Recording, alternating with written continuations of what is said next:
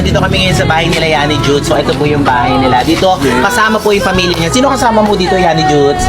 O, diretso tayo, ayan. So ito yung, ay, Paskong-Pasko na dito sa bahay niyo. Bakit ganon? Dati siyang drag queen. Kwarto yan nila mama. Ay, bakit kinatawanan mo? Babay, susi, ito tayo ka. Ibig sabihin, Isang linggo na yun.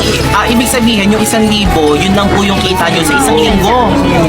Kaya ayun, yung sinasabi ko sa inyong nagbuulam ako ng toyo, naranasan ko yun. Lahat kami. O kaya pagka,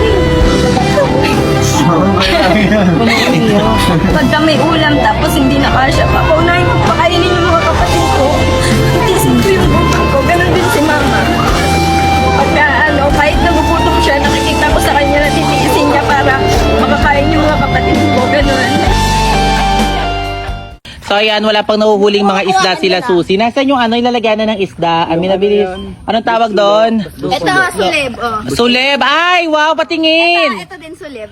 Ay, hindi siya sulib. Susi! Pang-arte! So ito yung lalagyan ng isda. May nahuli na ba tayong isda? Wala pa. So ayan, ilalagay. Bagay lang sa'yo. Ito nga, manguha ka nito. Oh. Ano ilalagay dyan yung mga nahuling ano? Ito, suleb. Natatapakan ko sis. Ang dami ko natatapakan sis. Sa kakadiri sis. Uy, ang arte mo! Nangingisda. Sis, ibabagay sa itsura yung ano ha. I need to go home na. Akin na ako na maligo. Dami mong dada. Nangingisda nga tayo! Jimmy, ang basura! Yeah! Nakakainis! It's so... nakakaangkapin! Maghintay ka, susi yan. Nakakainis si Susi! G, hala. Bakit? Ano yan? Putik. Hoy, sige na, naghahanap tayo ng isda dito ha. Ay, si mama yung skin ko. Hoy, Anak mayaman.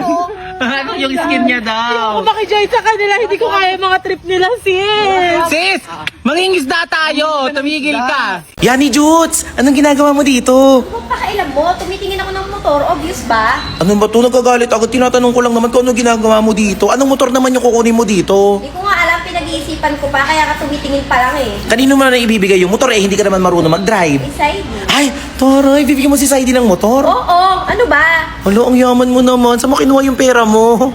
Secret. Hala, milyonaryo ka na talaga ha? Oo, bibilang ko si Saidi para mapasakin na talaga siya. Hala, grabe siya. Kailan mo ba titigilan si Elaine? Si Saidi kay Elaine lang yun eh. Tapos si Elaine kay Saidi lang. Ano ba? Di ba sinabi naman ng kapatid mo na ayaw niya kay Saidi? Oo. Anong masama sa ginagawa ko eh? Ayaw niya na. Di sa akin na lang. Ikaw huwag kang nga nangingiilam. Tsaka yung tanga mong kapatid na si Adrian, ayaw ko na sa kanya. Malis ka nga dito. Lugulit siya. Bagay sila na Elaine for real. So sabi nila bagay daw sa Elaine tsaka si Yans. Yans, Elaine! Bagay daw kayong dalawa, sabi dito sa comment. Ay. Yes, bagay daw kayo. Ano masasabi mo, Saidi? Gusto mo magkatabi na naman po sila. Ah! Magkatalabi na naman daw ba kayo? Sabi ka sa akin. Oh. Oh! Yung sweet naman! Ano masasabi mo dun sa Irene? Meron talaga eh. Meron talaga bagay na bagay. Kahit ako yung ate, sasabihin ko meron talaga yan. Titinoksik ka na naman. Tama na. Oo nga, Saidi, huwag ka na magtinoxic. Alam mo naman Titinoksik ka na. Huwag kang sabi naman may ginagawa ba? Wala namang ginagawa masama. Ano naman, nakita mo na nga kagabi sila, di ba, magkayakapan. So, siguro, kahit wala nang sabihin, alam mo na yung sagot. Tama ba? Tama. Tama? Hindi na totoo yun eh. Ano? Hindi totoo eh, kitang-kita nga lang. Anong hindi totoo eh, kitang-kita nga ng dalawang mata ko. Wala, Elaine! Huwag ka na magsalita! Huwag ka na magsalita!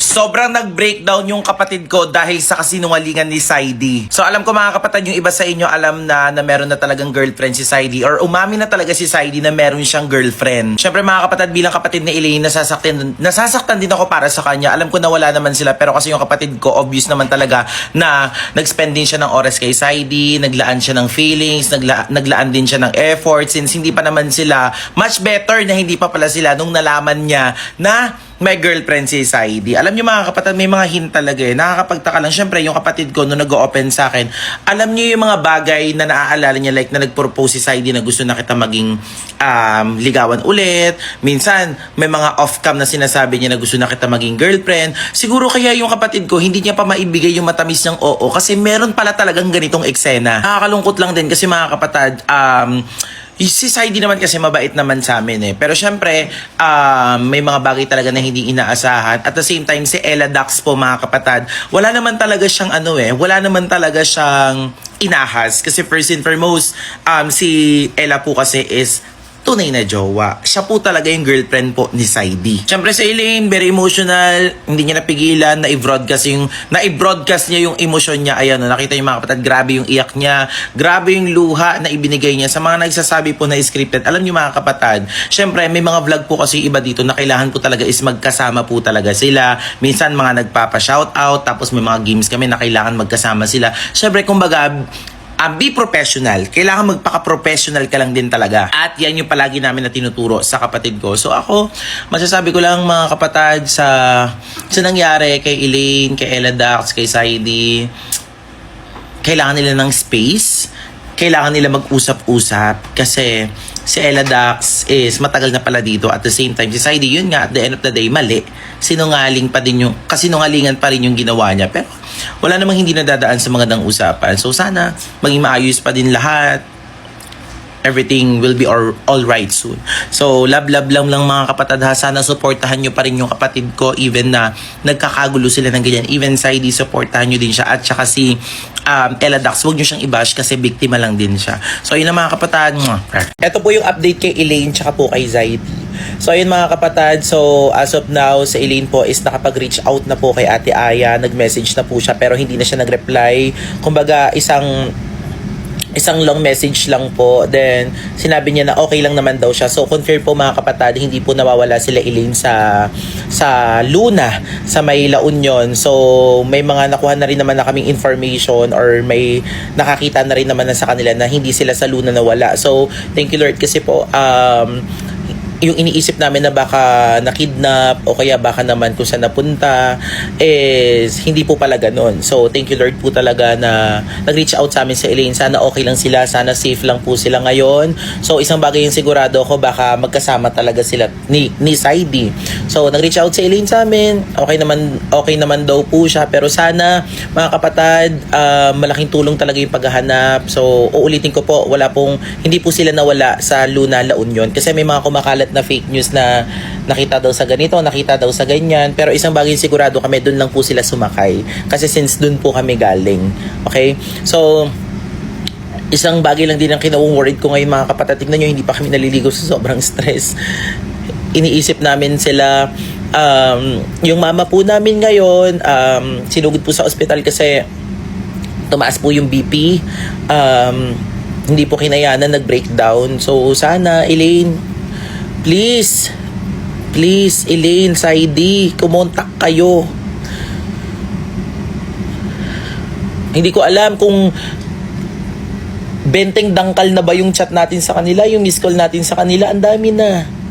Elaine, Saidi.